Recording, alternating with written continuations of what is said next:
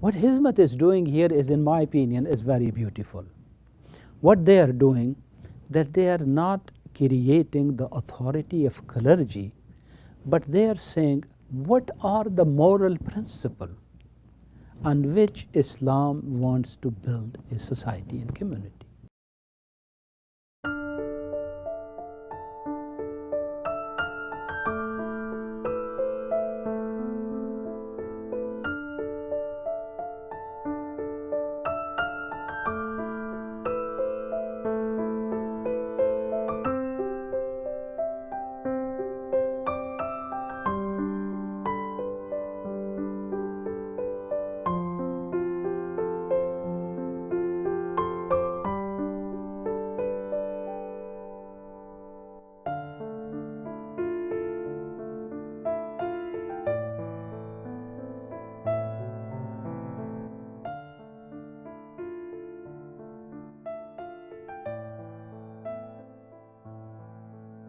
My name is Inamul Haq, and as you can see from my physical features that I am from South Asia, specifically from the country of Pakistan. That is where I was born and raised, and I received my education in various religious institutions and at the University of Karachi and at International Islamic University in Islamabad. I came to United States in 1982, and I taught introductory courses at Bernadine, at UIC, at Loyola, and currently my main job is at Elmhurst College, where I teach courses on Islam, and I am also Muslim co-chaplain, and I also work with Niebuhr Center for Faith and Action, which is our institute for social work and interfaith work. As I came to know Hizmet and its work about, say, 10 years ago, 12 years ago, I was very impressed with the quality of the people who were involved in the mission and the direction of the work, that they really had an approach towards Muslim community, Turkish community, and in general broader human society, which was very positive and which was very future oriented. Rather than being focused on the past and being the prisoners of past, which many Muslim societies are, they were using past only as a learning experience, and they were really focusing on the future. So it was actually encounter with members of Hizmet which really impressed me. I am a kind of person who did not see Hizmet as a tree, but I did see the fruit, and I believed that only a good tree can produce a good fruit. And without getting into ideological conflicts and discussions, what is right, what is wrong, and who is criticizing on what ground, you cannot miss the point that what is being delivered, through a network of educational institutions, through a network of charitable organization, a network of interfaith activities, building relationship with all kind of people.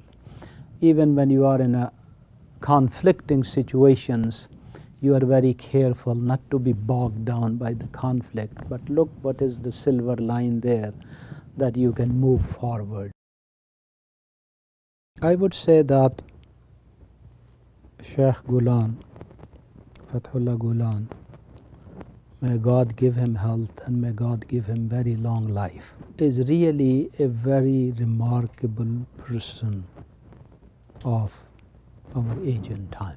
He is not seeking anything personally. Now what does it mean? Are we all not working for our own self?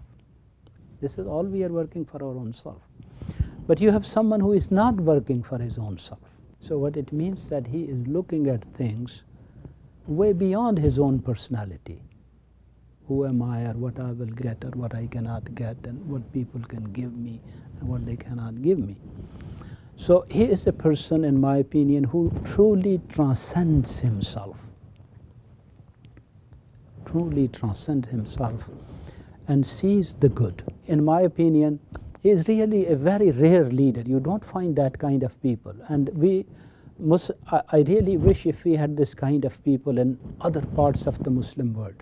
If we had these kind of people in Pakistan, in Egypt, in Morocco, in Algeria, then today we would have been in a much, much better position. Because we really did not have people with this vision of universal good. His thought and his work is not properly understood. Therefore, I see sometimes he will receive criticism even from many religious sources. Okay? Many religious sources, they'll criticize him and they will think as he is compromising in Islam in some ways. Okay? And they do not understand the wisdom with which he is operating.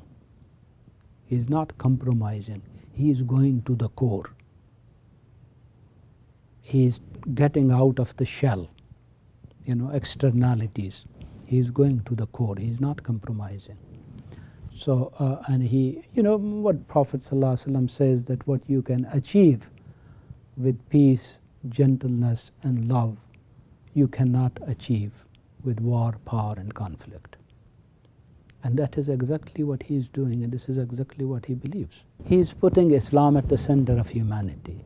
And he's saying, to be a good Muslim means to be good human. If you are not a good human, you are not a good Muslim. If your neighbor is not safe from you, you are not a good Muslim.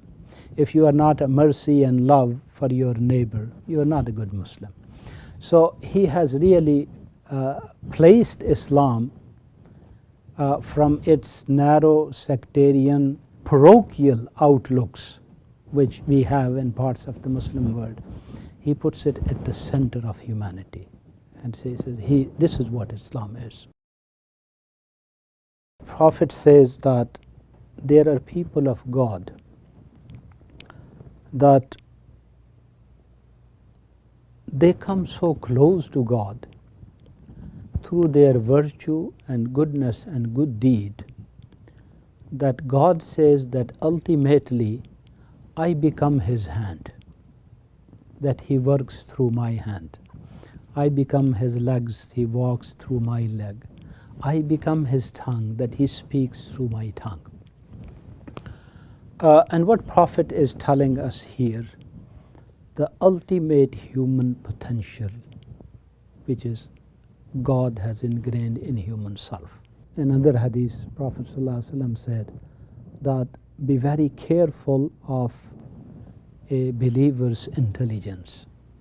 اتقوا فراسة المؤمن فإنه ينظر بنور الله, because he is seeing at things in the light of God. He is looking at things in the light of God. So if he is looking at things in the light of God, then he is looking what is right. He is seeing what others do not see. So I think that Gülen represents our classical Islamic tradition in which knowledge and virtue were one and the same. So here Shaykh Gülen will create a proper balance between knowledge and virtue, knowledge and character, knowledge and belief, material progress and spirituality. So one is that his contribution is knowledge, and knowledge in its broad, total sense, not in small, fragmented sense. Okay? That I should say knowledge means only knowledge of Quran and Hadith. Now I am a quote-unquote alim, but I don't understand how the world is running. So I am left behind and the world is moving. Okay? That is the concept of knowledge in some religious madrasas in our countries. On the other hand, there is this obsession with scientific knowledge where a person wants to be a great physicist, okay, expert in chemistry and genetics and all that. But his vision is narrow and he does not understand reality in the broader sense. Okay? So that is, I think, his very important contribution, and to some degree it comes down into the educational system also, where you place very high value on sciences but equally strong value on character and belief and value system. The relationship between religion and politics is very complex and very, very problematic in many Muslim societies. What Hizmet'e is doing here is, in my opinion, is very beautiful. What they are doing, that they are not creating the authority of clergy, but they are saying what are the moral principles on which Islam wants to build a society and community. So they say we stand for the principle. Okay? We stand for an honest government in which there is no corruption. There are no thieves. Okay? There are no people looting people's resources and taking it to their own advantage. This is Islam for us, and this is, we stand for it. We don't want this mullah to be the prime minister, this clergy to be the interior minister, this government to dictate. This is not what we want. But we are saying that here is what Islam teaches, and what it teaches is not Muslim, it is universal moral value, that all decent human beings will agree with that. So I think what Hizmet'e is doing, that instead of creating a rule of clergy, Hizmet'e is saying, why don't we come to the principles? What are the principles of governance? What is good governance? What does Quran say on that? What does Prophet say on that? What does the humanity says? The humanity which always dealt with the issue of good governance, with the issue of best form of government, with the issue of citizenship and human right. Why not we create the set of these values and we stick to these values, rather than creating power of individuals? And of course some people are not comfortable with that. And like any other society, Hizmet'e will feel this challenge, Turkish society will feel this challenge, because politics is inherently corrupting. Some people are trying to develop a conflict between Hizmet'e as a movement and a Turkish state. But in my opinion, Hizmet'e has been a great asset for Turkish state. It will be very foolish for Turkish state that if they do not realize the value of Hizmet'e, because first of all, Hizmet'e is doing what a state is supposed to do. Okay? It is the function of state to provide excellent education. It is the function of state to lift the lower segments of society. It is the function of state to offer an honest, clear, non-biased opinions, information, education, all, So the thing is that what Hizmet'e is doing is lifting overall Turkish society, and then in a broader way to Muslim and a human society.